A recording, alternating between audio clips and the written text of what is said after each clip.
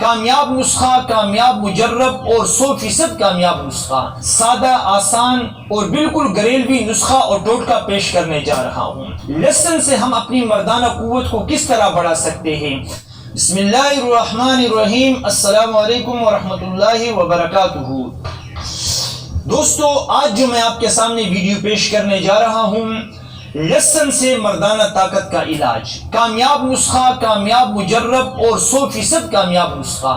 یہ نسخہ میں تمام ان دوستوں کے لیے بیان کرنے جا رہا ہوں جو ایسے علاقوں میں ہیں کہ جنہیں دوسرے اجزاء ادویہ کے ملنا مشکل ہوتا ہے، یا کوئی میرا ایسا دوست ہے جو کہ ان چیزوں کو یعنی نسخہ جات وغیرہ کو خریدنے سے قاصر ہے غربت کی وجہ سے۔ تو آج میں ان تمام دوستوں کے لیے سادہ، آسان اور بالکل گھریلوی نسخہ اور ٹوٹکا پیش کرنے جا رہا ہوں۔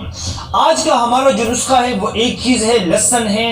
لہسن سے ہم اپنی مردانہ قوت کو کس طرح بڑھا سکتے ہیں، اپنے پٹوں کو کس طرح مضبوط کر سکتے ہیں، اپنی دماغ یعنی بلڈ پریشر جو ہمارا لو ہے اس کو ہم کیسے برقرار کر سکتے ہیں، ہماری جسم کے اندر جو تھکاوٹ ہے اس کو ہم کیسے دور کر سکتے ہیں۔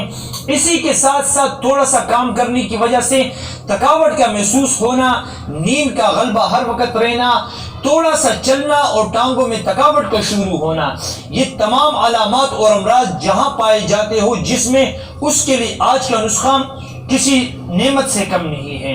لہسن ہم نے لینا ہے اچھا والا لہسن، اس کی 2 پلیاں، 2 دانے ہم نے چھیل کر کے اس کو تھوڑا سا کوٹنا ہے، ہلکا ہلکا کوٹنا ہے۔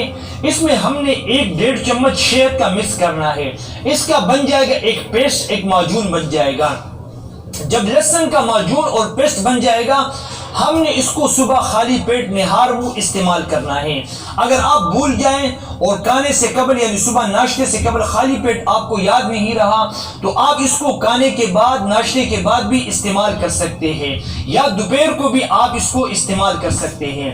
اس کے استعمال کرنے سے جسمانی تھکاوٹ، مردانہ کمزوری، جسم کا ہر وقت تھکا سا رہنا، نیند کا غلبہ رہنا، انشاءاللہ ان تمام امراض پر یہ کام کرے گا۔ یہ تمام ان دوستوں کے لیے ہے جو کہ غربت کی وجہ سے نسخے نہیں بنا سکتے ہیں۔